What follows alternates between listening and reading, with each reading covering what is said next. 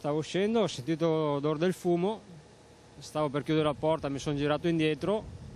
Quando mi sono girato indietro c'era una maschera che avevo fatto io che stava fumando. Ho provato con l'estintore, ho provato con quello che avevo, ma non ho esitato, subito ho chiamato i pompieri e poi...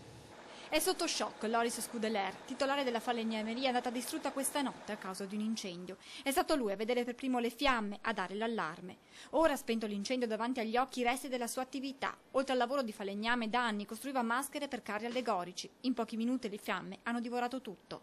30 anni che faccio maschere. Forse all'origine del rogo una scintilla, ma spetterà alle forze dell'ordine chiarirne le cause.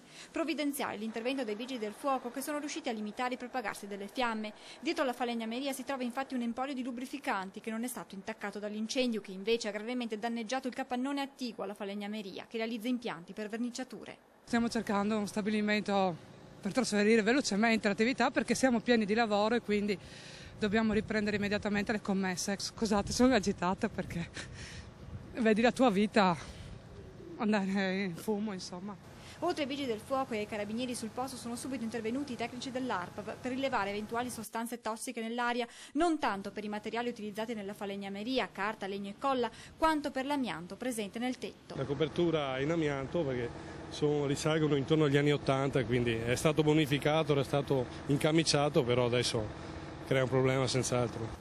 La situazione però sembra essere sotto controllo, anche grazie alla direzione del vento. La dispersione anche per la corrente d'aria che c'era verso la zona più agricola. Abbiamo solo per precauzione avvertito le famiglie qui vicine, le più vicine qui in prossimità dove c'è stato l'incendio, per un accurato lavaggio degli ortaggi.